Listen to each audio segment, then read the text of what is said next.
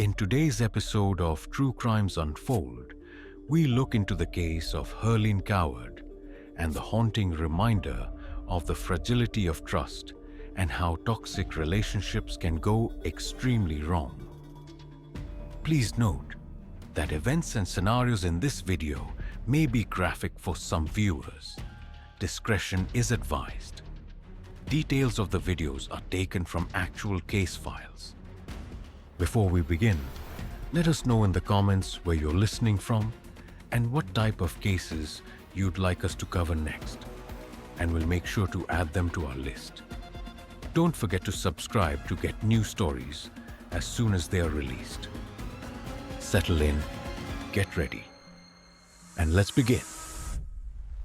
The story of Ash Armand, born Akshaya Kubak in 1981, begins in the bustling city of New Delhi, India. His early life was steeped in spirituality and cultural duality, shaped by his parents' unique backgrounds.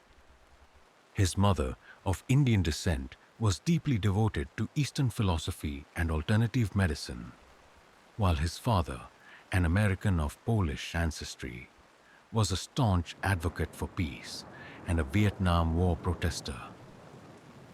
From a young age, Ash's life was far from ordinary.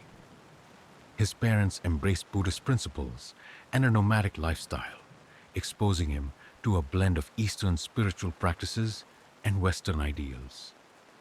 When Ash was 4 years old, the family relocated to Japan, marking the beginning of a transient childhood that saw him move between countries, cultures, and philosophies. In Japan, Ash faced significant health challenges. Diagnosed with severe asthma and scoliosis, his childhood was dominated by frequent hospital visits and limited physical activity. Traditional Western treatments offered little relief. Desperate to heal her son, Ash's mother turned to yoga and meditative breathing techniques. To everyone's astonishment, his health began to improve, and the young boy discovered a newfound appreciation for the transformative power of Eastern therapies. This formative experience instilled in Ash a fascination with spirituality and holistic healing, values that would shape his identity in the years to come.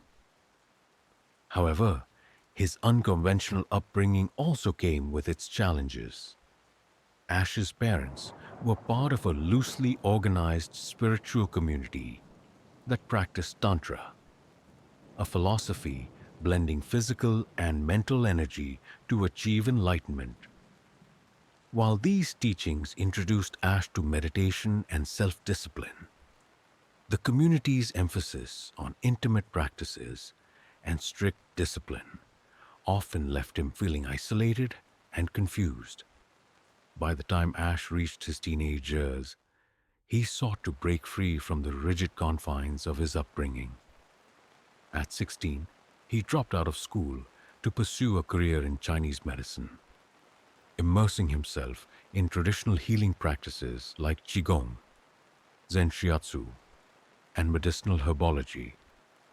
His travels took him across the globe to Miami, Costa Rica, Thailand, and India, where he conducted massage therapy sessions and absorbed knowledge from various cultures. Despite his dedication to holistic healing, Ash struggled to find financial stability. By his late 20s, he realized that his passion for spirituality and alternative medicine couldn't provide the consistent income he needed to support himself and his young son. This realization marked a turning point in his life. Seeking new opportunities, Ash turned to the world of modeling. Moving to New York, he signed with a modeling agency, leveraging his striking features and chiseled physique. While he achieved moderate success, the instability of the industry left him yearning for something more sustainable.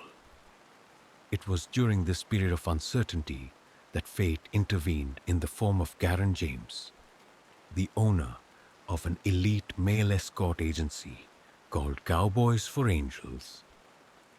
Garen saw potential in Ash's exotic appearance and charismatic persona. He invited Ash to join his agency, promising lucrative earnings and opportunities to interact with high-profile clients. Intrigued by the prospect of financial stability, Ash relocated to Las Vegas to begin his career as a male escort. For Ash, the escort business was both a financial lifeline and a gateway to a new lifestyle. Catering to wealthy, often lonely women, Ash's work involved more than companionship. It became a stage for him to craft an image of himself as a spiritual healer and confidant. His clients, drawn to his enigmatic charm and meditative demeanor, saw him as a guide who could bridge the gap between physical connection and emotional enlightenment. In 2012, Ash's life took another dramatic turn when he was cast in the controversial reality TV show Gigolos. The series, which followed the lives of male escorts, portrayed Ash as the spiritual healer archetype, a role that aligned perfectly with his cultivated persona. The show catapulted him to fame, introducing him to a broader audience and earning him a devoted fan base. Viewers admired his calm demeanor, exotic looks, and toned physique, which he had enhanced with rigorous training and eventually anabolic steroids. However, beneath the surface of Ash's growing popularity, cracks were beginning to form. The pressures of fame, combined with his insecurities and newfound indulgences in alcohol, drugs, and a hedonistic lifestyle, started to erode the disciplined, spiritual man he once aspired to be. The seeds of his eventual downfall were quietly taking root, setting the stage for a shocking and tragic chapter in his life. As Ash's star continued to rise, so too did the complexities of his persona. From a struggling healer to a reality TV star, his journey was one of transformation. But at what cost? The man who had once sought enlightenment and connection was now on a path of self-destruction, driven by an insatiable hunger for fame and validation.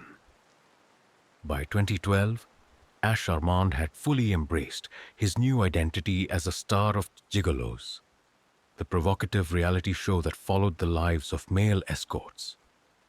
The series offered a voyeuristic glimpse into the world of high-end companionship, blending scripted drama with real-life personalities. For Ash, this was a chance to reinvent himself and escape the financial instability that had plagued much of his life.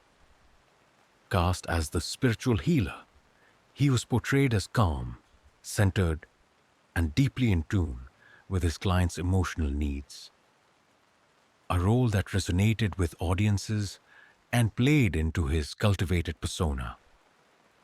Ash's unique appearance, his long flowing hair, chiseled physique, and tattooed body made him stand out.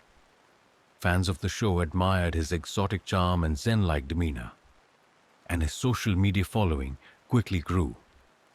Some fans saw him as a spiritual guide, while others idolized him as a symbol of physical perfection. Ash reveled in the attention, feeding off the admiration of his growing fan base. But as his fame increased, so did the pressure to maintain the image he had created. Behind the scenes, Ash struggled with insecurities that had lingered since his childhood. Despite his outward confidence, he constantly compared himself to others. He believed the other men on Gigolos were more attractive, muscular, and charismatic. Determined to outshine his co-stars, Ash turned to anabolic steroids to enhance his physique. The results were dramatic. His muscles became more defined, and his body exuded raw power. However, the side effects were equally significant. The steroids fueled mood swings, aggression, and a growing sense of invincibility. As Ash's physical transformation progressed, so did his personality shift. The spiritual healer persona that had endeared him to fans gave way to arrogance and narcissism. He began attending celebrity parties, mingling with influencers, models, and adult film stars. These events, characterized by heavy drinking and drug use, became a regular part of his life. The man who once sought peace and enlightenment now found himself drawn to chaos and excess.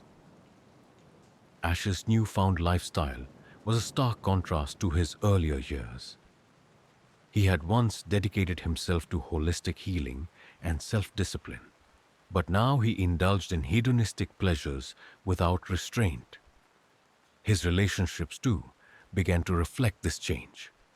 He cycled through romantic partners, often favoring social media models and women from the adult entertainment industry.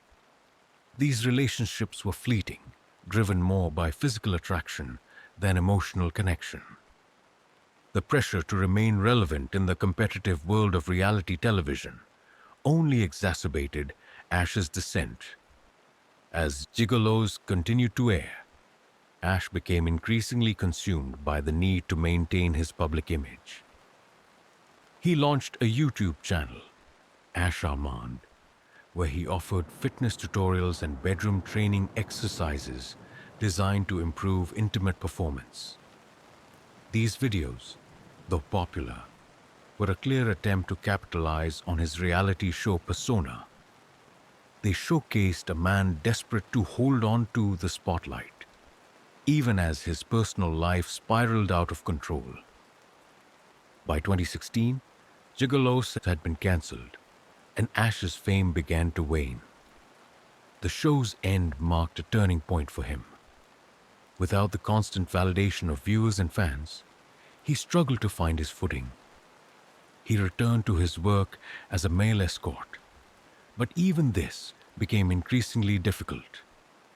Many of his clients were fans of the show, and as time passed, their numbers dwindled. The once admired spiritual healer was now a shadow of his former self, clinging to a fading reputation. Financial instability soon followed. Ash had spent much of his earnings from the show on his extravagant lifestyle, leaving little for the future. As his bank account dwindled, so did his options. He nearly declared bankruptcy, a stark reminder of how fleeting fame could be. Despite these setbacks, Ash refused to give up his pursuit of wealth and recognition. He continued to dream of new ventures, launching a dating app, creating a TV show, and even teaching men how to attract women. However, these grand ideas rarely materialized, hindered by his lack of focus and follow-through. In 2020, at nearly 40 years old, Ash's life took another unexpected turn. He met Herlene Coward-Dwy, a 29-year-old fitness enthusiast with a bright smile and a gentle soul. Herlene had her own struggles with mental health and a history of battling insecurities, but she found solace in the gym and her tight-knit fitness community. When Ash discovered her profile on social media, he was captivated by her beauty and reached out to her. Despite initial hesitations, Herlene agreed to meet him, and their relationship quickly grew. To Herlene, Ash represented something exciting and new. His confidence and exotic charm drew her in, and his spiritual talk resonated with her desire for self-improvement. Ash, in turn, saw Herlene as someone he could mold and influence. He filled her head with grandiose ideas about building a future together, from creating a TV show to launching a business. Herlene, enamored with Ash, believed in his vision. However, their relationship was far from idyllic. Ash's ego and insecurities often clashed with Herlene's vulnerability. His need for control and validation manifested in subtle manipulations as he persuaded her to adopt alternative treatments for her health issues and follow his lead in all aspects of their lives. Despite these red flags, Herlene remained committed to Ash, unaware of the darkness lurking beneath his charismatic exterior. As Ash's relationship with Herlene deepened, so did his unraveling. The pressures of maintaining his persona, combined with substance abuse and financial stress, pushed him further toward the edge. What began as a whirlwind romance would soon spiral into tragedy, culminating in a night of unimaginable violence that would shatter the lives of everyone involved.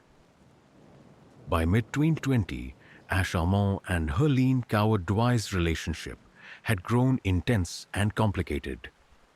What began as an exciting connection soon revealed itself to be a volatile and toxic partnership. Herlene, a 29-year-old fitness enthusiast with a radiant smile and a caring nature, was drawn to Ash's confidence and spiritual persona.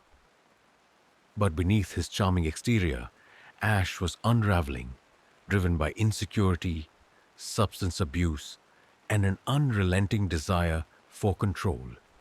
Herlene, known as Happy Herlene to her family for her cheerful and playful personality, had her own struggles. She often battled insecurity and sought refuge in the gym, which she described as a sanctuary.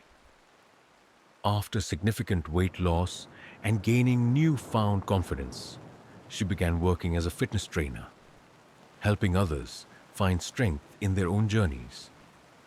However, her history of emotional highs and lows often left her vulnerable, making Ash's charisma and spiritual language all the more alluring.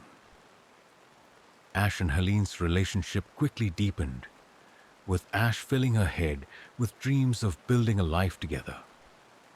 He envisioned creating a joint business, launching a TV show, and even producing a dating app.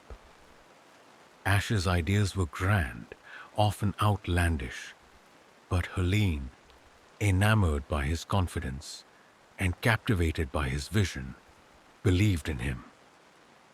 What she didn't see was the darker side of Ash, the man who was rapidly losing control of his life. Ash's obsession with his image was evident in every aspect of their relationship. He encouraged Herlene to embrace alternative therapies for her headaches, which she believed stemmed from a brain tumor, and even convinced her to take snake venom as part of a spiritual treatment. In his eyes, he was her guide and teacher, leading her toward enlightenment. But in reality, he was isolating her and asserting control, a dynamic that would prove dangerous. On July 15, 2020, the couple's relationship reached its breaking point. That evening, Ash picked Herlene up from the gym and brought her back to his condominium near the Las Vegas Strip.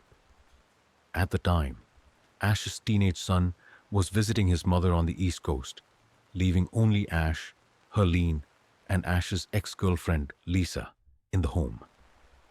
Lisa, who still lived with Ash due to financial reasons, later recalled Ash acting strangely that day. He told Lisa that Herlene was surrounded by dark energy and that he needed to remove it. Unsettled by his behavior, Lisa left to spend the night at a friend's house, leaving the couple alone. What transpired that night remains shrouded in mystery, but the aftermath painted a chilling picture.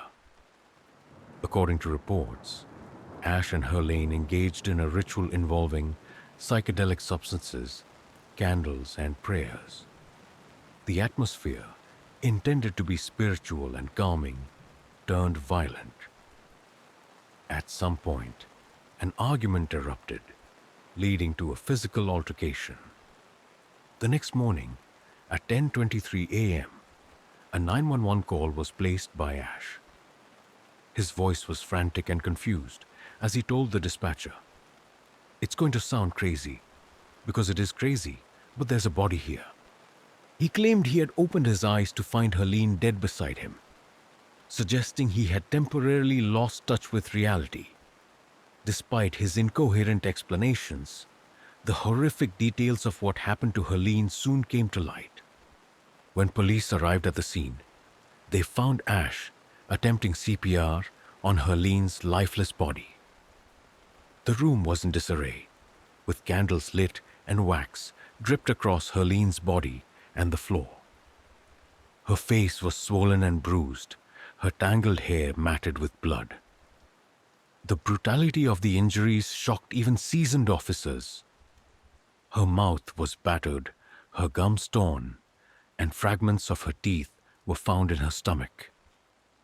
Her neck and ribs were broken, and her body bore signs of strangulation. Ash claimed the injuries were a result of self-defense, alleging that Herlene had attacked him during an argument. However, his story didn't align with the evidence.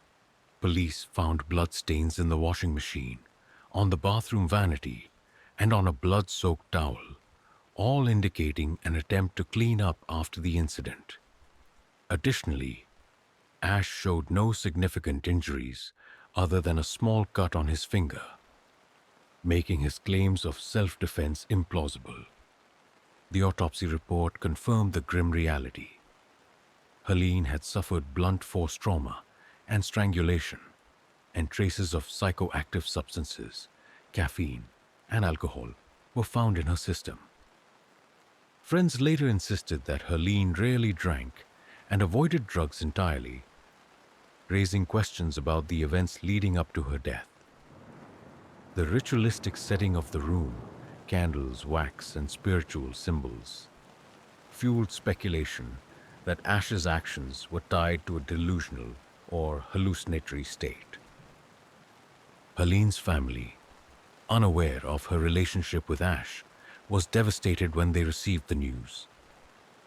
Her parents, who had tried calling her all day, were met with the unimaginable truth when the coroner informed them of her death.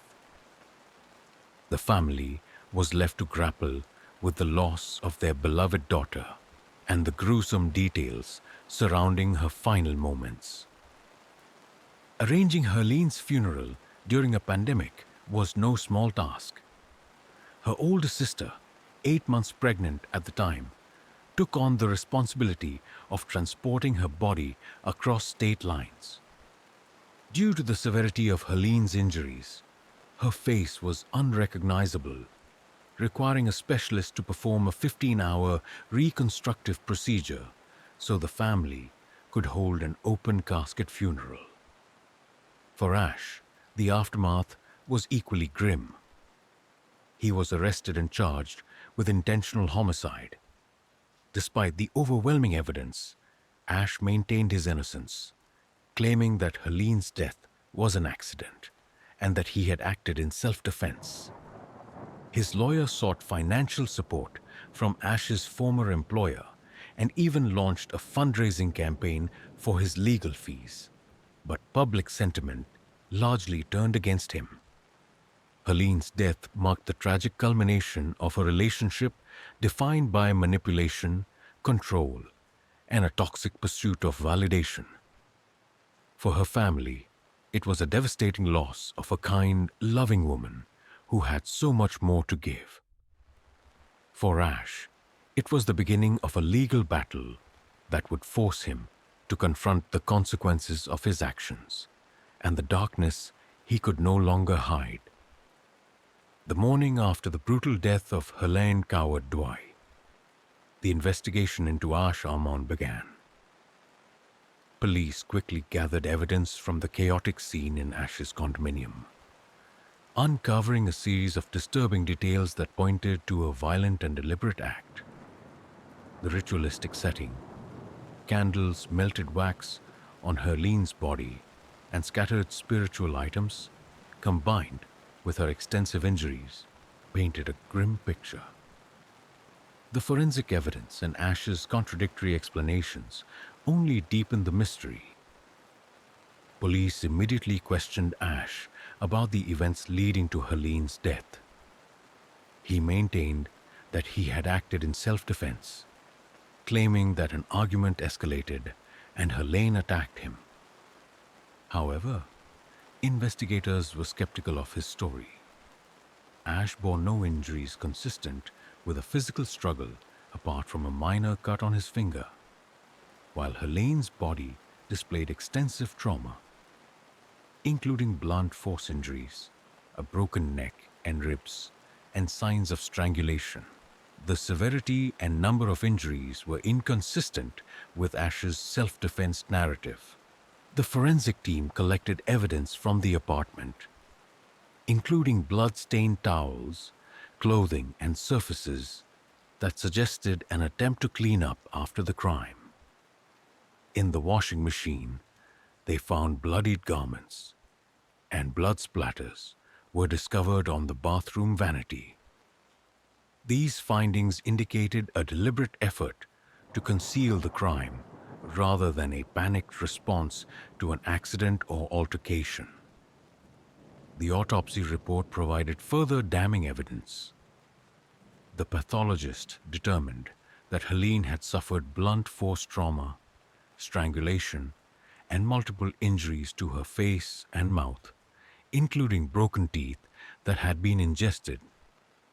The brutality of her injuries made it clear that this was not an isolated or accidental incident, but a sustained and vicious attack. Toxicology results revealed traces of alcohol, caffeine, and psychoactive substances in her system. Though friends insisted that Herlene avoided drugs and rarely drank, raising questions about whether she had been coerced into consuming these substances. As the investigation unfolded, the public began to scrutinize Ash's past. His image as a spiritual healer and reality TV star clashed with the dark details of his personal life that were now coming to light. Reports of his escalating substance abuse, violent tendencies, and manipulative behavior painted a portrait of a man whose insecurities and desire for control had spiraled out of control.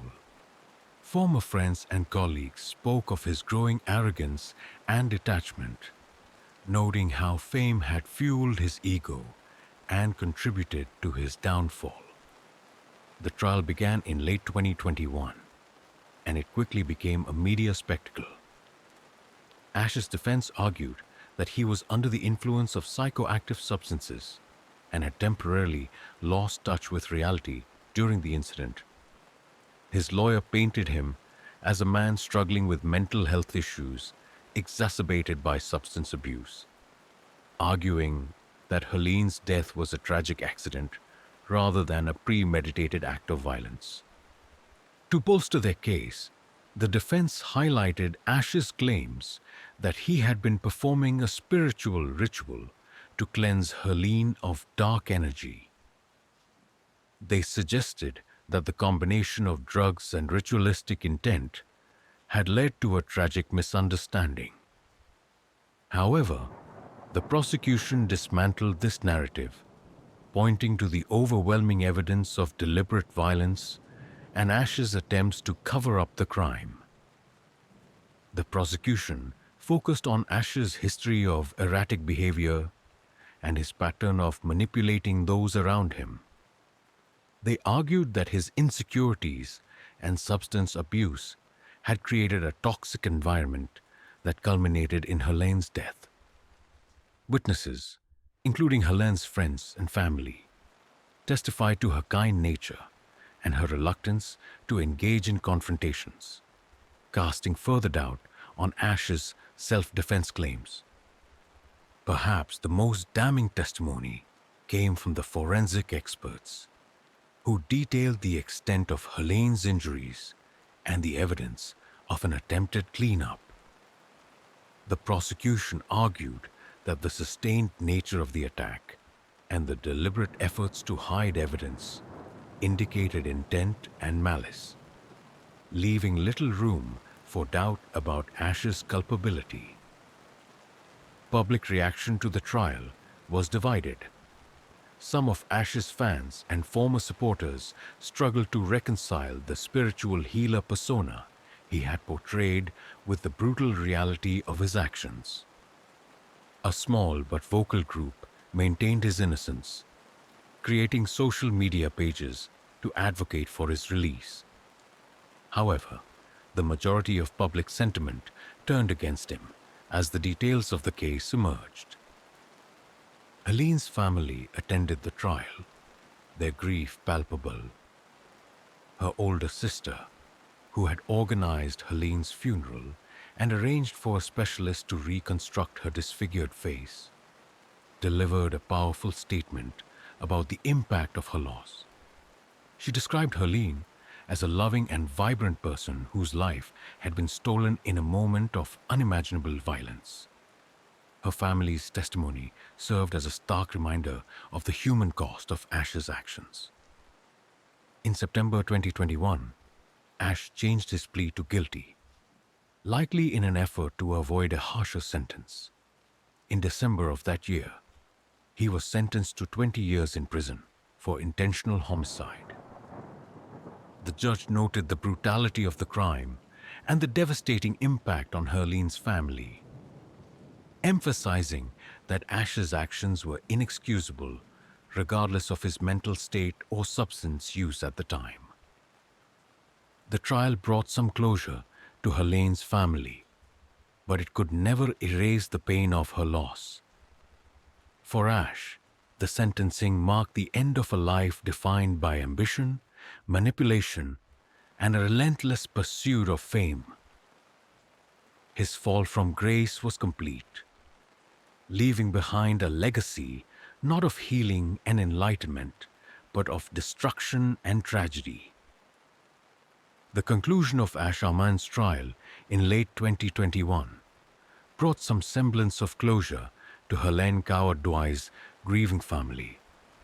However, the aftermath of the crime left an indelible mark on everyone involved.